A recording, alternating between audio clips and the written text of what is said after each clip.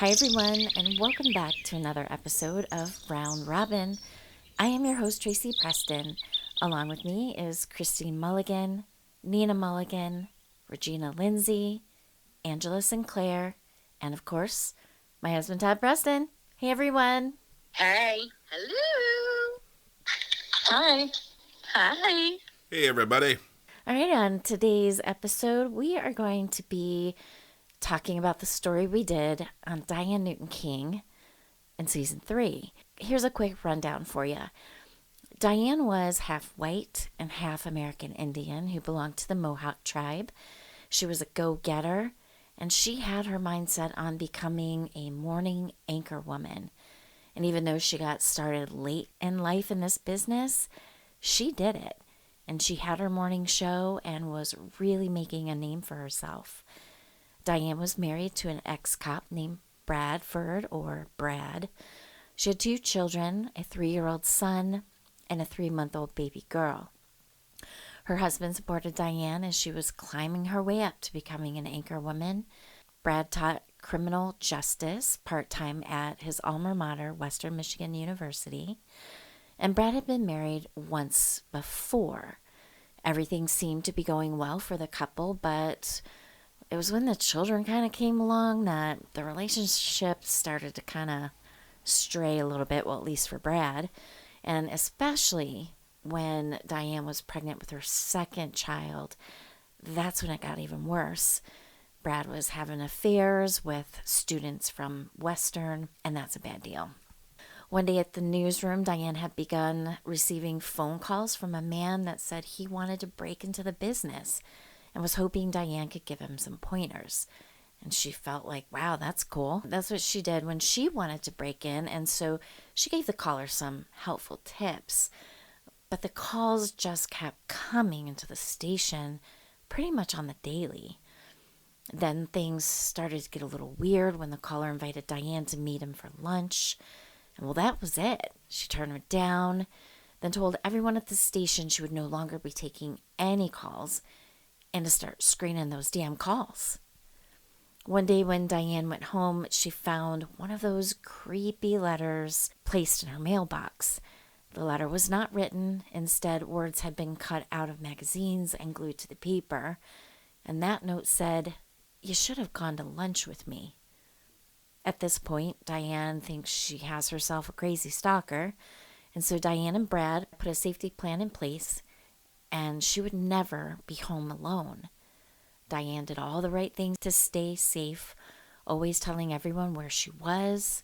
She wouldn't even get out of her car until Brad walked out of the house. Now, I believe the day she was killed that she saw Brad, just like she always did before getting out of the car.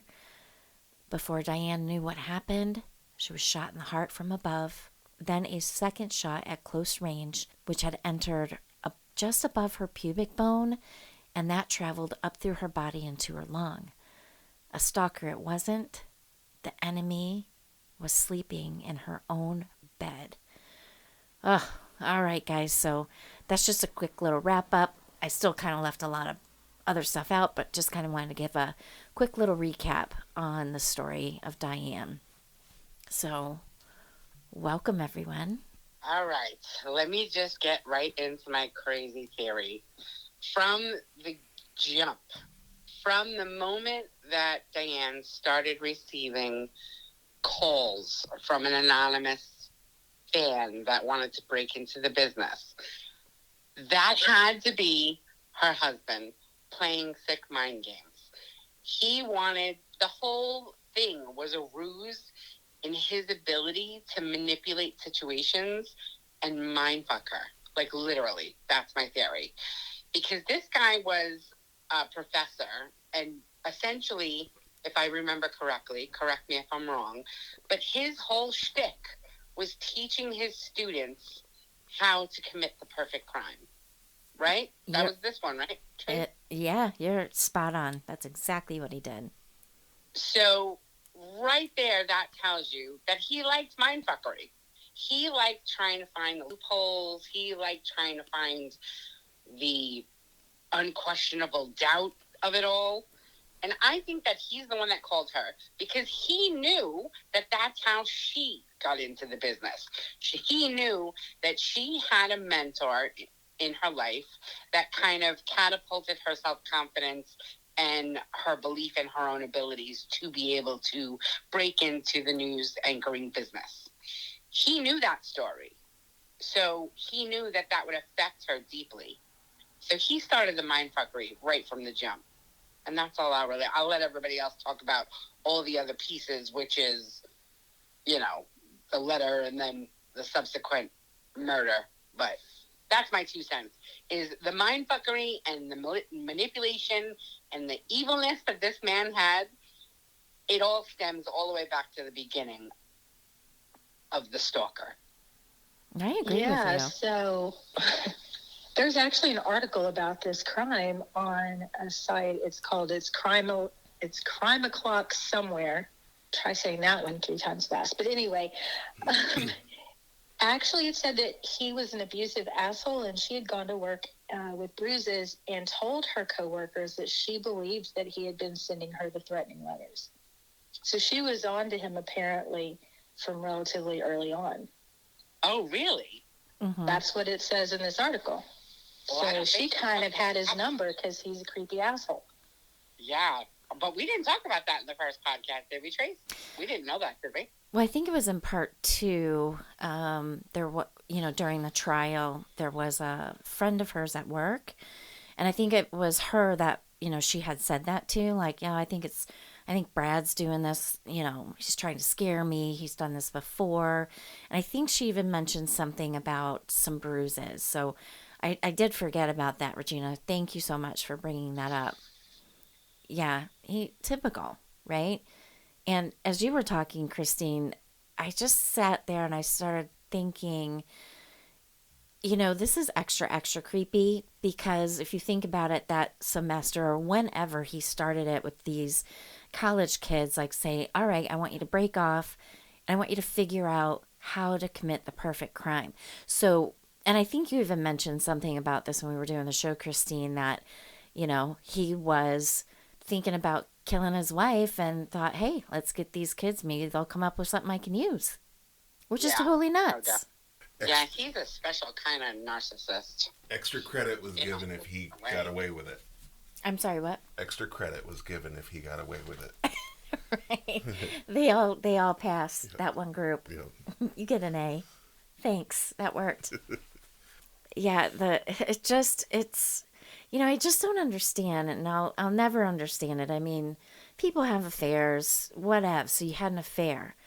If you're that miserable, I just can't understand why people just don't deal with the mess, get the divorce, and move on. Like, what person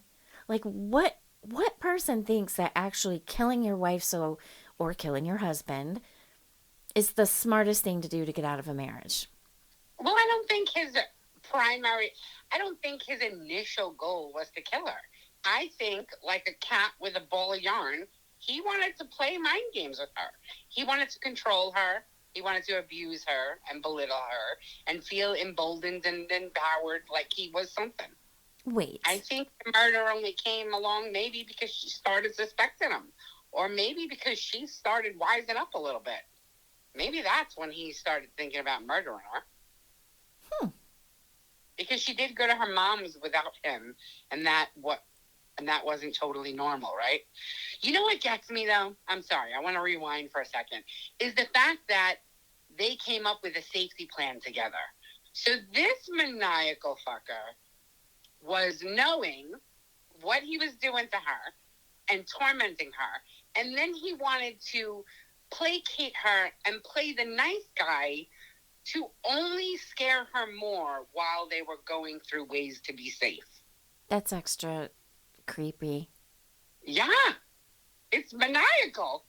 It is maniacal. But not only that, but when they have a plan in place, then he can also figure out ways around the plan. Exactly. So it's like he was playing a chess game, but being told the moves ahead of time. Like he was trying to fix his own game.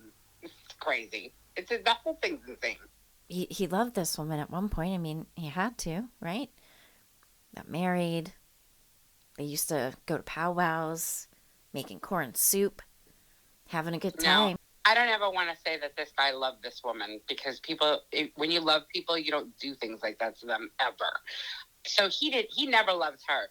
However, she obviously fell in love with him, and he obviously had control over her because she was in love with him. So he liked that. I don't think he ever had feelings for this woman more than as a play toy and a pawn in the game of his life. I can't argue with that. And you know, he was married, as I mentioned, he was married before. And I think he had a daughter when they were married, and they had she got pregnant. I think that's when he was like, deuces, I can't do it. So I wish I had more information on what happened to this dude when he was a kid. Because there's something to do with, once you add kids into the mix, that's when he's not in it anymore. Well, he's not getting all the attention anymore. So Right. Right. Well, because maternal instinct kicks in, and her primary focus was the children and not him, because he's a narcissist and he wants primary attention, focus all the time on him. There you go. Affairs with his students. Yeah. Lots of affairs. They feel powerful. Mm-hmm. He got more maniacal as his receding hairline kept going back. Like, by the end, like a damn monk. He looked like one of the monks, where it's just like the neck hair. You know? Oh my gosh. But I want to say this. Honestly, I think I'm glad that the police at least wrapped it up in the end, but I feel like they're the ones that botched it up from the beginning, and why it took so long to come to this conclusion. Because to be quite honest with you, I get the whole like stalker thing, but in every and all situations, like, it is standard protocol to take a good, hard look at the spouse. Like, that's the first person. And usually we end up criticizing cops because they spend so much time looking at the spouse that they fail to recognize that it could have been somebody else, right? So it's like, I feel like this was like a bizarre twist where they just decided, whoop-de-doo, he couldn't have done it, and then focus solely on that. And I say that because there were like key things when they went to the house. So they had the best dog. This was the best police dog in all of America, okay? And he ran the route of the house and of the path and all the way around, came back, and then sat in the driveway. And they said that he failed to pick up on a scent. And I'm thinking, no, he didn't. The thing is that the suspect, the last time he was at the house, was right before he got into the cop car for the cops to take him to the station to talk to him. Like, the dog literally stopped where the husband was last. That's why he only followed the husband's scent. There was no other scent to go because the suspect left. You know, that's a really good point that you brought up, because I didn't really think about where Brad was when the dog came back from, tracking the scent, right? Because there were lots of other people in the driveway. That's interesting, Nina, that you pointed that out. Was Brad standing in the driveway? Was he out there? And the dog's like, yo, dude, look over here.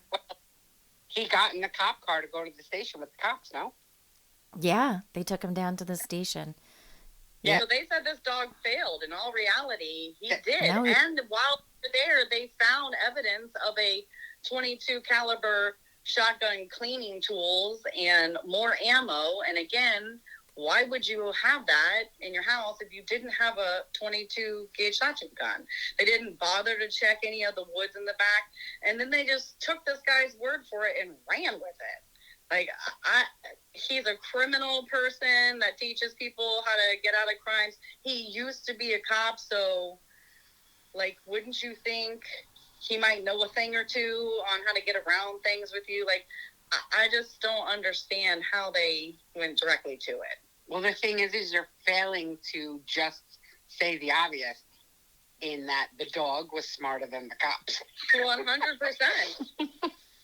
Well, I think especially back then, too, there was this tendency for cops to give deference to other cops. I mean, even if they were no longer on the force or whatever, but if they're teaching criminal justice and they're teaching these types of things, there was always this tendency for police to just kind of skim over the investigation of a colleague, past or present, which is why nowadays they usually have a different department investigate, or internal affairs investigates anything where, the victim was, married to a cop, because it's super easy for their buddies to just kind of not really do their best job investigating. Right, because he's still a part of the club. Yeah. The good old boys club. Mm-hmm. Yeah. And then on top of that, there's this narcissistic asshole that, like, yeah, he teaches a class on how to get away with murder, essentially, right? And thinking he's the smartest guy in the room. And if that's the case, this is pretty sloppy on his part to leave the .22 rifle cleaning tools and the ammo in the house and say you don't have a .22 rifle. But this is me armchair quarterbacking all these years later, too. But still, I mean, there's just something about that just infuriates me.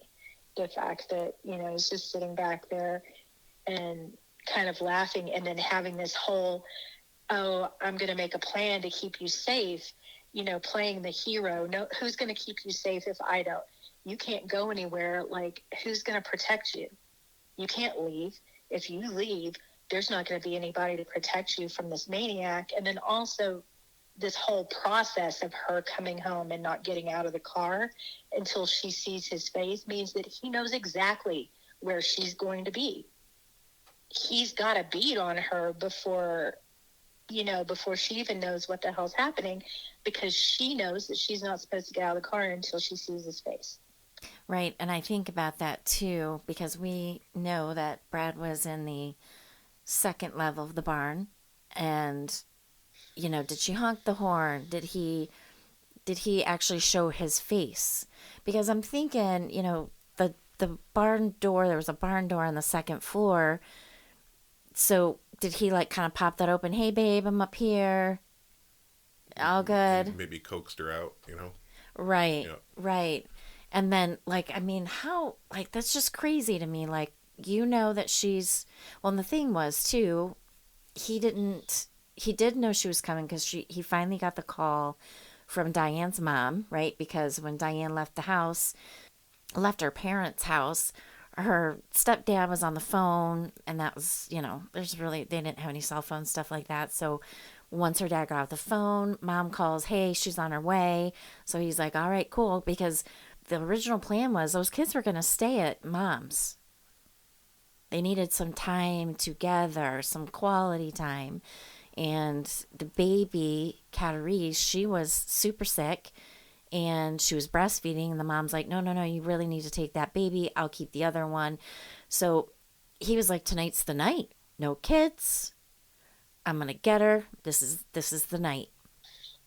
And then, right, so he gets her to come out of the car, shoots her, one shot from above and then one shot from below after she's down. And the other thing that makes me nuts is when he got up after shooting his wife, because, right, he either had to be laying on the ground with the trajectory that the bullet entered her, right, so she's laying on her back. He had to have either laid down on the ground or squatted down really low to hit her a second time. So when he got up, those kids were screaming and crying. So if you didn't see them, you would have heard them. But damn well he walked over to make sure she was dead, and boom, there's the kids. Screaming and crying. I got to keep moving on with the plan. I'm going to go call the cops now. He obviously didn't care anything about the kids because he left them in the damn car the whole entire time. Like, who does that? Right. a 3-year-old and a 3-month-old. He didn't want the kids in the first place. That's one of the things I think that set him off, you know. I agree. But I mean, wow. I mean, the whole thing is heartless, but I mean, to not even love your own flesh and blood enough to want to comfort them. I mean, you got a 3-month-old who's crying, you got a 3-year-old who's probably screaming and crying. And I don't know, I mean, time frame. You know, by the time the cops got there, by the time the ambulance got there, by the time they said, okay, come on, boys, it's safe. Let's work on this woman.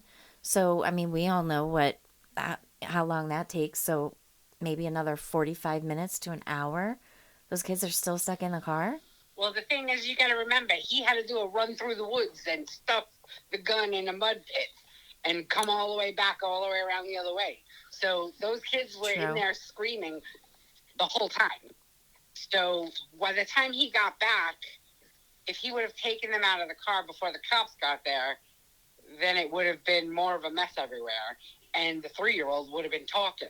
The 3-year-old would have firsthand undoubtedly seen mommy on the floor and probably started talking.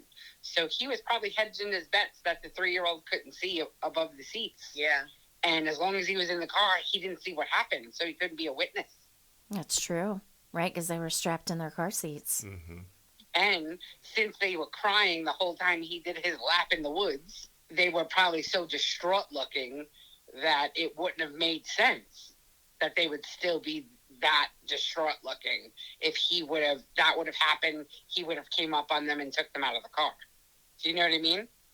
Right. Because the kid would likely have just been calm if he would have just took them out of the car. Like if he would have shot her and then right after came and took them out of the car, they would have been startled, but they probably would have not cried. Especially if he took them out of the opposite side of the car than she was on. Do you know what I mean? They would have been fine. Because they heard the loud shots, then heard him running and grunting, and then were left probably for a good 20, 25 minutes. That's why they were crying. It wasn't because of the initial shot. Well, look at you laying it all out there. Well, you know, I got the smarts like Officer McGruff, the dog. That was the smartest being on the crime scene. Officer McGruff. Officer McGruff. Officer McMillan. No, fuck that. Scrap. Oh, McGruff is tough on crime. The unfortunate thing is the human police officers don't understand. Exactly. What's up, hon? I think I have a theory about the phone calls because okay. We know he manipulates people. I mean, he manipulates his wife, and he's probably manipulating the students as well. Say he's got a student that's in danger of failing the class. Okay. Hey, you make these phone calls for me, and we're going to get you a passing grade, and you can still play football. How about that? Okay. Because she never recognized the voice. It was a weird voice, so who made the call? Right, because it would be strange because I can talk to you in a different voice. You're still going to be able to tell it's me, though, right? Right. You know? Yeah. So that's one way to disguise your voice is it not be your voice. That's true. Good one, hon. McGruff. McGruff, too. Are you McGruff's partner?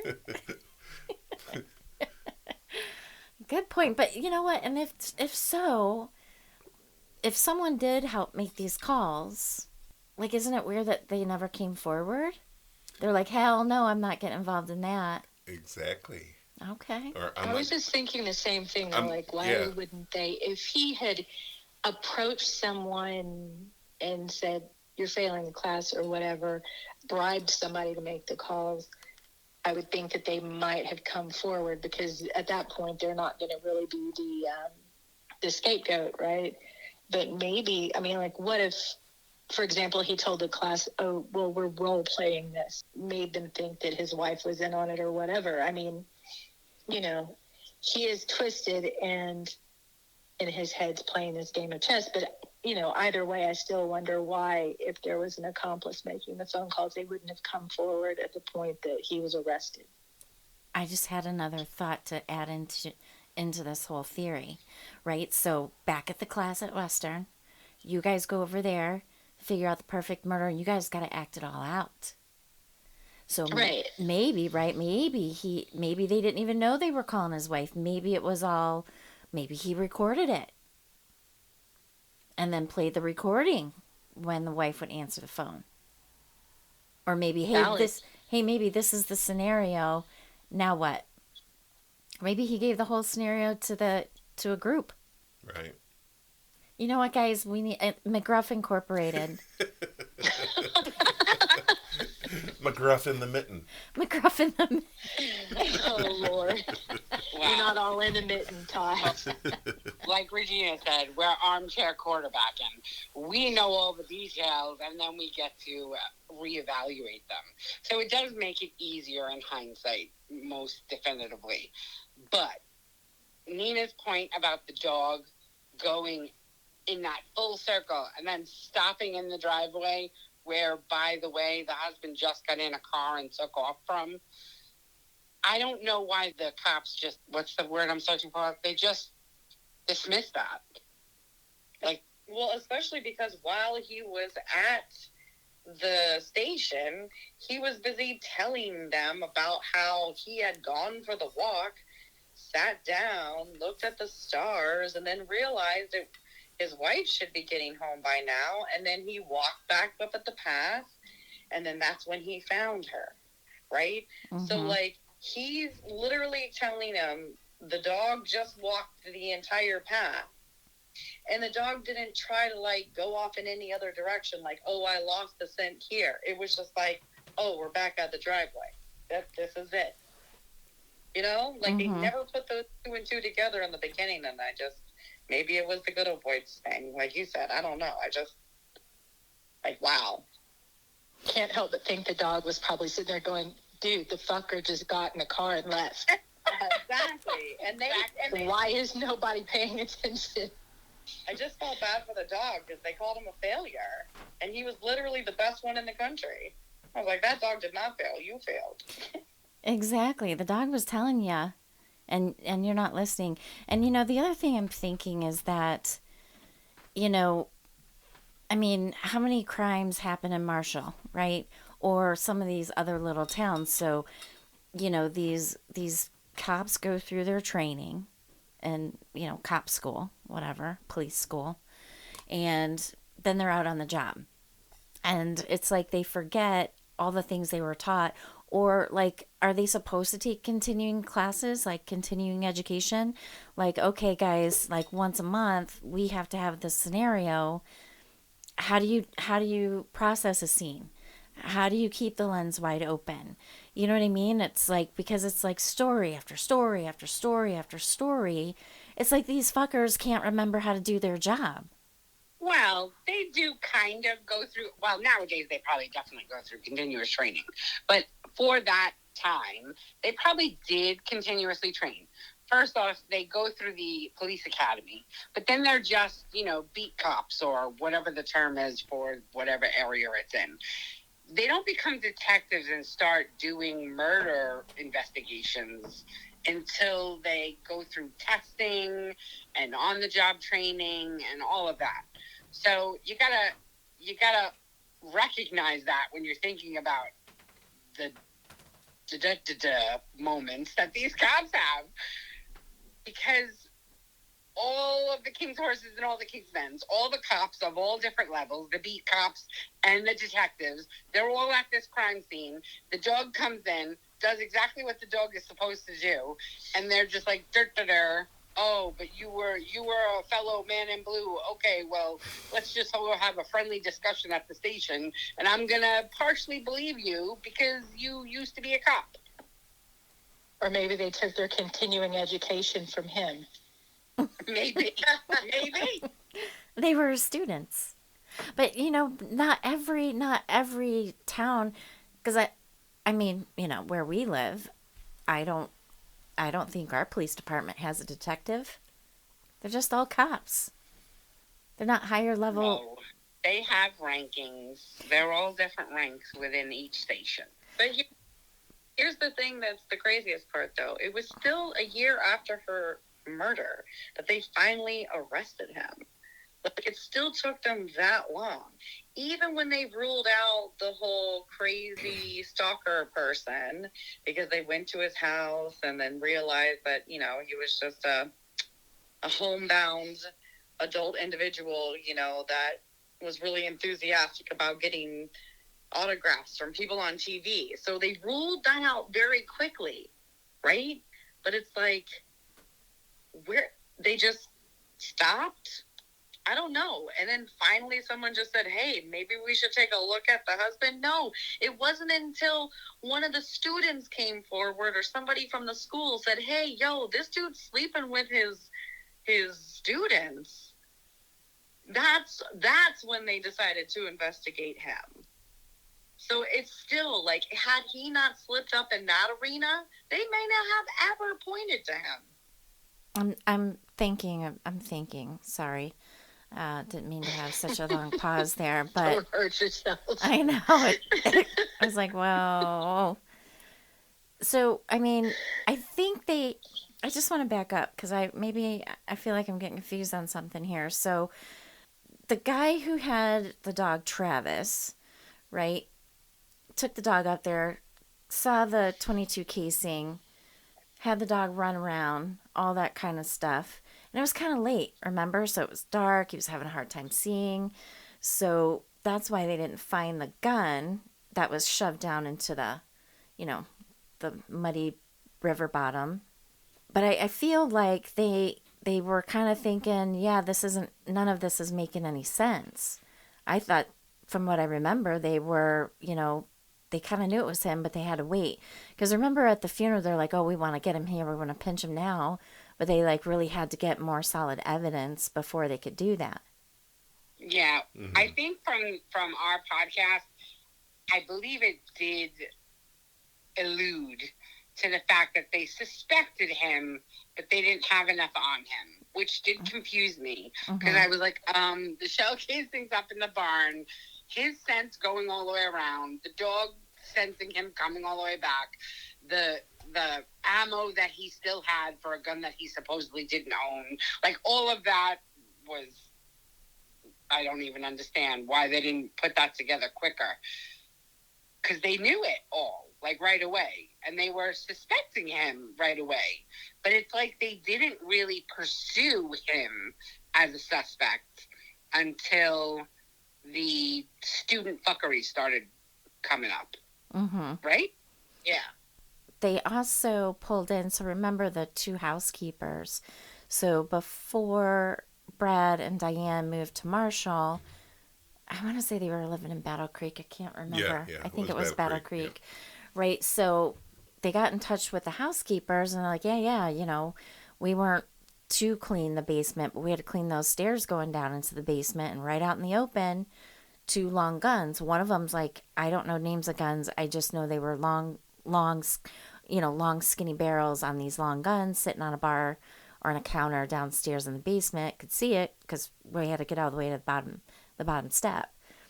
But it was the second housekeeper who's like, that's a .22 when they pulled it out. Because remember, that was the one they pulled from the riverbed. And she's like, oh yeah, that's straight up a .22. I know .22s. Do. Right. So it wasn't until they literally had the smoking gun identified as in his possession that they nailed him to the cross. Right. But they didn't even really go after him to get him to trial until the student fuckery. So that is confusing. Yeah, they didn't press him.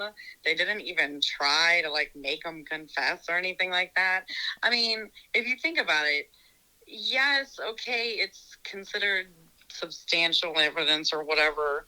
Circumstantial evidence, yeah.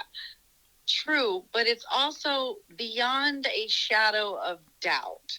So I don't think any jury would look at just what we've talked about, even if they had never found the gun, let's say.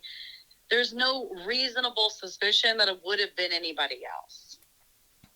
Correct. There just would have been no reason because they already ruled out that it wasn't a stalker person. So who else would have benefited from this? Well, him. He would be the only person to benefit. because she actually was rumored to want to be leaving, her job and spend more time with her children because her passion was really to be a mom, which meant he would have had to have stepped up financially and not done his whole little part-time, student fuckery on the side stuff. He would have had to have then become the breadwinner. So there's tons of motives here. Like the fact they never honed in on him until it was undeniable that they should just perplexes me. Well, and two things, right? One, I would really like to know why in the hell they were not allowed to, right? Because they had the girls there, but they had to be very careful about bringing up their relationships with this guy. That was not allowed to be talked about during the trial. They had to be very careful with that. That I don't understand. Right? So why is it that they couldn't talk about his little escapades? Why was that not allowed to be in the trial? Because that has every bit of motive all wrapped up in having affairs. Well, his defense attorneys probably had that deemed prejudicial. And I don't understand that about the legal system at all. Why you're not allowed to bring up characterizations of the defendant because they're prejudicial and they don't have any bearing on the case. Because it's like the person is who the person is. Good, bad, and indifferent. And every person does have good, bad, and indifferent. But sexual extracurricular marital activities, extramarital activities, should definitely have been brought up in a case of murdering your spouse. Okay, but just because you cheat on your spouse, it doesn't make you a murderer. Does it? No, but I'm gonna guess that probably he just had really good defense attorneys, and they argued that his sexual conduct after his wife's murder had no bearing on the case. Yeah, so is that the thing, that it was after his wife's murder? But he was fooling around with students while he was still married, while she was still alive, was he not? Yes, he was. Well, he was, but I don't think that's what they were necessarily talking about, because it really came to light after the fact, and that's what caused the police to kind of, look at him. I don't know, but a good defense attorney would argue that it was immaterial. And it sounds like they had a sympathetic judge. Yeah, because he's still in the Blue Club, cop or not, anymore. Yeah, It's also the timing of this. It was in the 80s, was it not? 90s, 90s, early 90s. So it was still a little more steeper in the patriarchal kind of thing. I mean, I don't know. Well, let's look at Tara Lynn Grant, her husband, that little gem. He was having an affair with the au pair. That was his impetus to, think that he's all that in a bag of chips, like Angela likes to say. Right? That's right. It emboldened him because, hey, I've got all this. I don't. It was just kind of like a snap moment that he attacked her, but maybe it built him up, because if you think about it, I've got my point back. So, while Diane is busting her ass because she wanted to be an anchor woman, right? Brad, who had a master's degree, was working at a pizza shop. He was working at, I don't know, Walgreens or whoever, right? He was just doing all these really bizarro jobs for someone who had a master's degree. And so, back to Nina's point where she's like, Diane now wants to stay home. Well, what in the hell went on in the house where she's finally just going to say, you know what, it's going to be your turn, Brad, now. She just finally got to be an anchor and she was getting pretty damn successful. And now all of a sudden she's going to stay home and take care of the kids and let Brad do his thing. Going back to what you guys are talking about, like, what was he saying to her? What type of manipulation bullshit was he doing with her at home on the regular, probably, to break her down, that she would say, oh, now it's Brad's turn after I just obtained my goal? Well, I saw a show where they did some interviews with friends of hers, and they are the ones that were confirming that she was wanting to slow down and switch because she had been the breadwinner for so long. And that when the new baby came along, she was wanting to slow down and enjoy them more. And so I don't know if she was going to leave being a news person, completely, but there were talks of her wanting to make a change so that she was more available for time with her children. So that came from her friends. Okay. So I think that may have been what she wanted to do, and that would have been motive for him to want to offer, because he wouldn't have wanted that. That would have put a crimp in his luxury lifestyle of, part-time dad, full-time adulterer. Right, because now she's going to be like, well, where the hell you been? How many nights you working late this week? Why are you doing that? Right? Because it was easy before. Hey, she's always busy working on, her next story. Be interesting. Did they say anything about life insurance policy on her? I don't remember there being anything about a life insurance policy. Did you hear anything about that when you were, watching some of these other interviews and stuff like that, Nina? They never talked anything about money, so that was not a motive. Mm-hmm. Well, it's not like they had a ton of money anyway.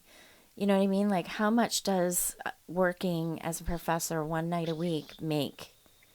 I can't imagine it's a ton of money. And then Diane wasn't making, I think she was maybe making 30-something thousand when she was in her anchor spot. Yeah. They didn't own the home. It was a rental. Now granted, it was on 200 acres, but it was a rental.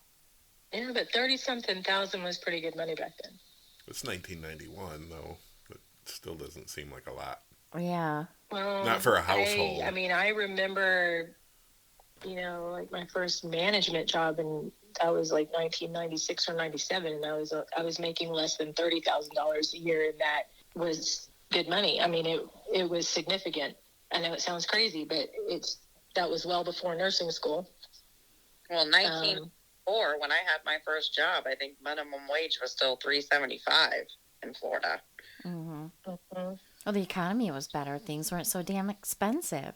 Yeah. So I have to tell you, I'm reading another article about this because, I'm a multitasker and ADD. But anyway,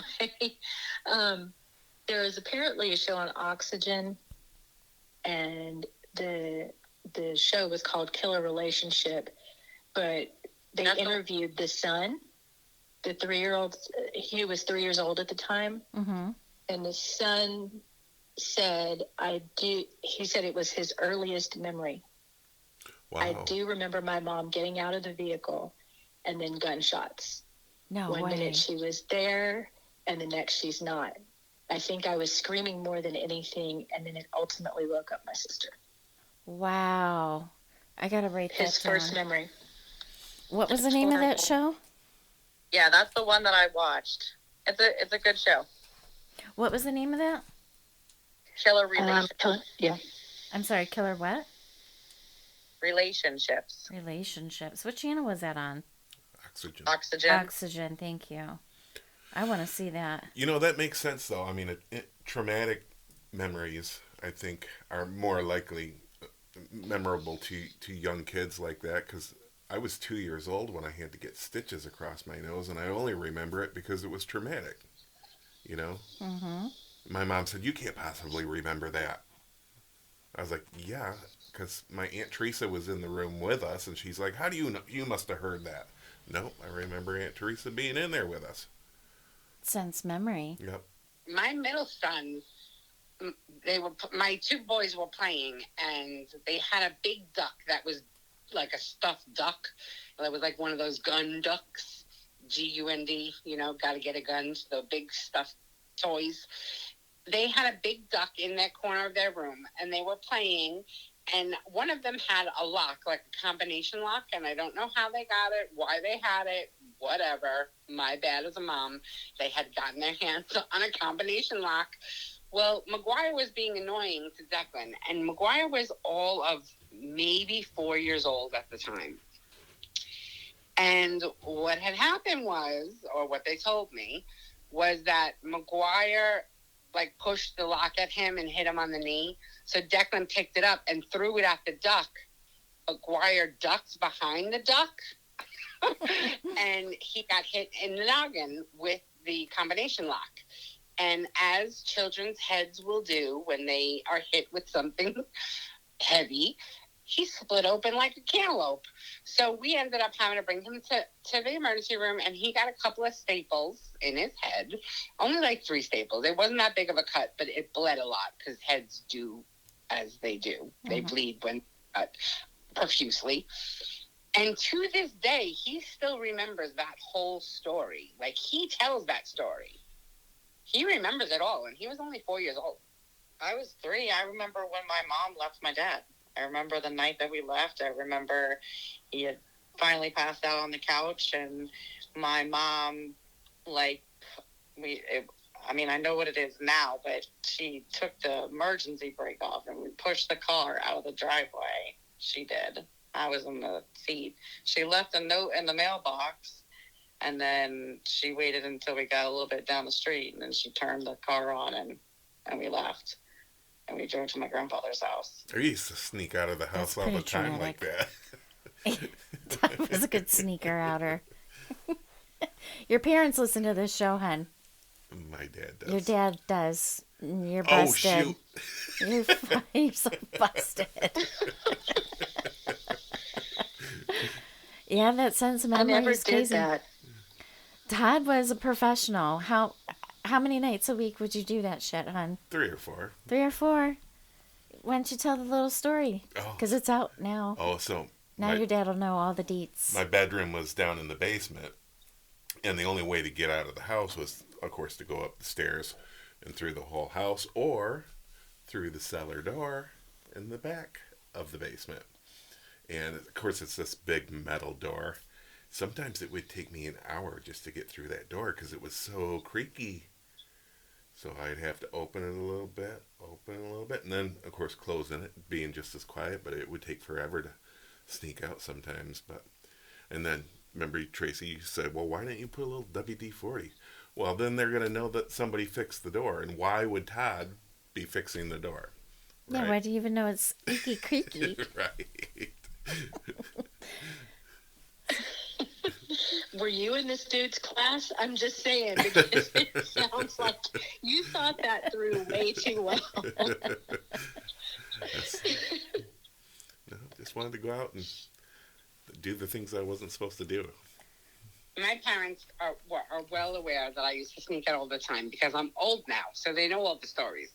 So I am not going to be busted to say that I snuck out on the reg. When I was a little bit younger, I lived upstairs. We had a 3-story house, but the first story was like mostly a basement. It was a finished basement. And I lived on the 2nd story. That's where my bedroom was. And at the end of the hallway upstairs was a window. And underneath that window was the top of the breezeway that was in between the house and the garage. So I used to just go to the end of the hallway, jump out the window, and then jump off the roof of the breezeway. Getting back in was harder. I would have to go and get something to step on and, like, leave it there. And then in the morning when I would get up, I would go and move it. I would get up early to go move it. But usually it was pretty easy because I was coming home an hour before I can make believe I woke up, you know? Mm-hmm. You guys are bad. I snuck out once with Lynette Johnson. We had to shimmy out the window, and then they had like the aluminum overhang kind of over the front door. Oh, yeah. So we got onto that, and we shimmied on down. And then, but that was unsuccessful because as we were coming back, you could hear her mother, Lenny! And we're like, oh my God. And her mom was scary as shit. And I'm like, we are so fucking busted. Oh my God, we were busted bad. And then it was like, that was the only time I ever snuck out. I'm like, nope, never doing that shit again. I never did sneak out, but I had a cousin who lived with us for a little while, and she decided to sneak out. And apparently, one of my parents heard her. So my father got up and bolted all of the windows shut. So she had to ring the doorbell. And she got back. That's a good one. What about you, Angela? Were you a sneaky sneaker? I was not. I was actually a good girl, Aw, honestly. I knew it. Well, my daughter snuck out, and I'm like, why did you sneak out? All you had to do was walk out of the door, or you could have just told me. And she goes, I just wanted to experience it. Okay, whatevs. That's hysterical. Regina's a good girl. Angela's a good girl. Todd and Christine and Nina. Well, Nina, did you sneak out? No, I was a good girl. See? And you know, sliding glass I had a doors. sliding glass door, so I could have totally just walked right the fuck out and nobody would have known. But no, I didn't want to disappoint my parents like that, so I didn't. Aw, what a good girl. See, that's what every parent. And after my parents that's what every separated, I parent really hopes didn't for. have a curfew. Like my mom, was just kind of, if everybody's got a 12 o'clock curfew and you're driving, you've got to drop people off. Somebody's going to be late. Just tell me where you are and about what time you're going to be home. And, so I didn't have any need to sneak out.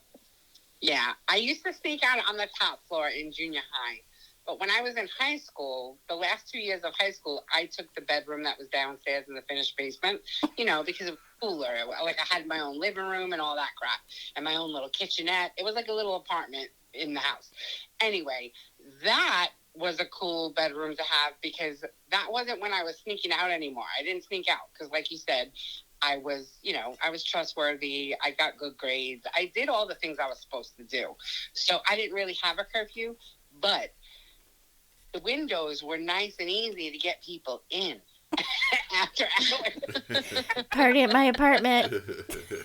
You got to come in the window over here. Exactly. Yo, if you come here after midnight, you got to go to the window. Go to the left side of the house, second window, knock 2 times. Somebody let you in. Oh my God, I love it. Now, you know what? And the whole thing about sneaking out now, especially with doing this show, it's like, oh my God, you'll get killed. Don't do it. Yep. I know. It's amazing how we all survived. Well, at least people like Todd and myself. It's amazing how we survived. Getting in people's cars, racing all over town in the middle of the night. Like, it's amazing. We're very, very fortunate. It is. And you are. And so are you, Hen. Ugh. I'll never forget Jessica, my oldest, snuck out. And I was on call for cath lab, and I got paged for a STEMI, which for people who don't know, that's somebody having a heart attack. So I go to the hospital, and it's 3 o'clock in the morning, and I get a text message, Mom, I'm locked out. I'm like, what the hell do you mean you're locked out? Which meant her sister was also home alone, by the way. So I had to call my mother at 3 o'clock in the morning and wake her up, tube my house keys to the ER charge nurse so that she could give them to my mom to go let dumbass in the house. Yeah,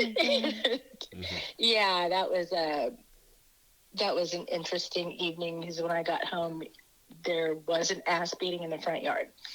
Nice. And my daughter told people for years that her mother gave her an ass whooping in the front yard.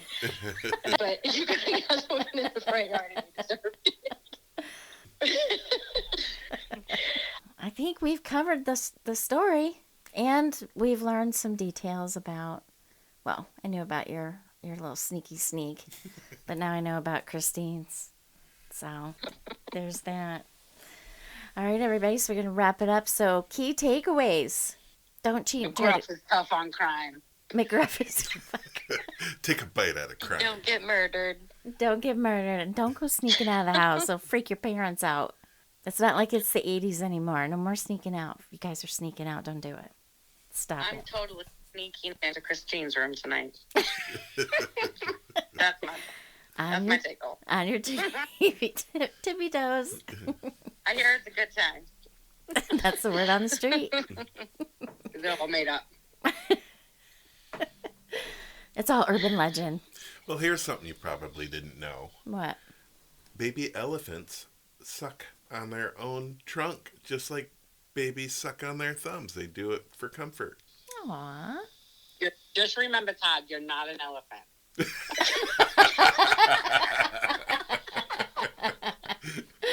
And that's the best takeaway of all. Todd Hen, you're not an elephant. All right, everybody. Well, thank you so much. It was a great conversation. Thanks for coming back, everyone. Have a great week. And we will see you guys next week on Malice Monday when we are going to finish up John Norman Collins. Right? All right. Yep. Yep. All right. Have a great week, everyone. Bye. Bye. Bye. Bye. Adios. Bye.